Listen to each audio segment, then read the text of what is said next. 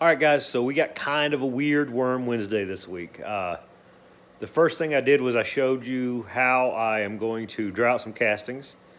The second thing is my 2-year-old and 5-year-old helping me feed the vermi bag. And then the last thing is I showed you guys my Superworms.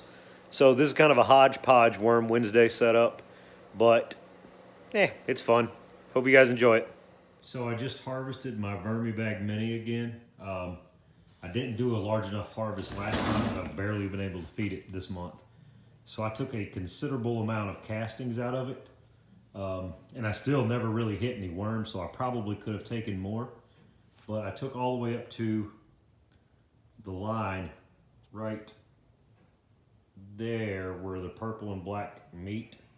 I harvested all the way up to there out of the system, so I harvested a good 10 to 14 inches. That way I'd be able to keep feeding it. All the worms look healthy left in the bag. The castings are great and are sifting just fine for the most part. I would like them to be a little bit drier. This is what they are just coming out of the bag. So you can squeeze and they just crumble apart. I would like them to be a little bit drier before I really sift them out with my basket here. So what I'm doing is I got 2 mortar trays from Lowe's, and I got a fan that's pointed blowing up, so it's pulling air into the castings over the top of them and pulling it back out.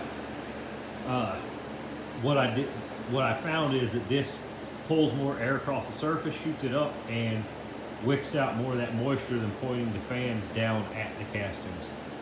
So yeah, little fun fact tidbit for drying out your castings. Worm Wednesday! So we're going to look and see. This is after I harvested all those castings the other night. Let's look and see. I know they ain't got no food. And I have a carrot. And Ella has a carrot. Well, Luke, what do you have? What? Say, I got nothing. I got nothing. I see one. You see one? Yeah, right there. Oh, yeah, right there. Yeah. Keep climbing. I want to hold it. You want to hold it? I want to hold it too. Well, let's not hold them right now. Let's feed them. Yeah. So all we got left in here is that orange peel. We better give these guys some food, right, Ella? Like their dessert. Like their dessert. Yeah. All right, so dump that bag in there, kids. Okay. Looky, look. Oh, Oh, boy. oh boy. That's a lot of food for them worms, isn't it? Yeah. I see orange. All right, Ella, go put that back on the sink, please. I see orange. You see oranges? What else do you see? Potato. Okay. The apple. The apple. The green beans. The green beans. Yeah. What's this thingy? Don't know. That's a banana. Yeah. You know what that is, boy. Yeah. Say, Cucumber on it. yeah, there's a little bit of cucumber in there. So let's put this all right there. Say, Daddy's kind of lazy and forgot to thaw it out, so it's all frozen. Then we're going to cover it up with some castings. And this one. This is healthy. Then what is it? Can you help? You want to dump some cardboard in there, my man? Yeah. Me too. Okay, you guys put some cardboard in it. You guys save cardboard for Daddy all week long? Yeah.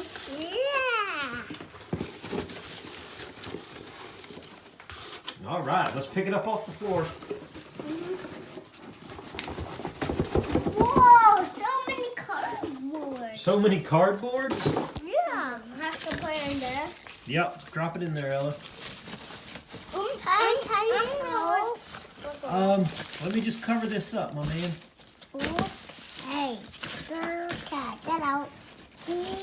Where? Get out. This is a full bag. Yeah, it's pretty neat, huh? What lives in the bag, Ella? Worms. Rookie, do you like the worms? Yeah. We holding it. Yeah. All right, guys, that's Worm Wednesday for this week. So add on to Worm Wednesday. We've got Superworms this week. Super easy to keep. You keep them in oats or wheat bran, whatever. This is just Quaker oats that I microwave for 20 seconds to kill off any grain beetles. They eat carrots, apple slices, potatoes, anything like that. This is how they actually get their moisture. So I just put a piece of that in there every other day. I've got 1,000 of them split between 2. These guys will not pupate and turn into beetles as long as they're kept in a community setting like this. In order to breed them, obviously you need to turn them into beetles, which separate them and then hatch them out, put them in another bin, and they will lay their own eggs and hatch out and just keep on cycling. These things are fairly expensive in a pet store if you need them for a bearded dragon or whatever, which is what I needed them for. So I'm going to try my hand at raising them myself with the added benefit of, you see those little fine specks of powder down there? That is superworm poop, also known as frass. It is another type of compost soil amendment like your vermicompost is.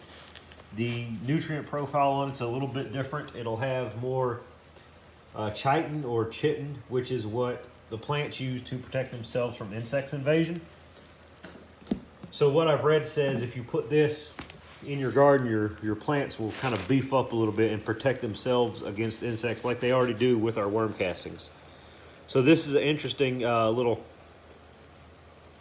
side product or component of keeping these for the bearded dragon. I'm going to try to harvest it when they get through this grain and just see what it does to the garden. But superworms, super easy to keep. These guys will play hell on a carrot. I put this one in there a little bit ago and they're already gnawing holes through it. The first one I put in here, they ate it all down.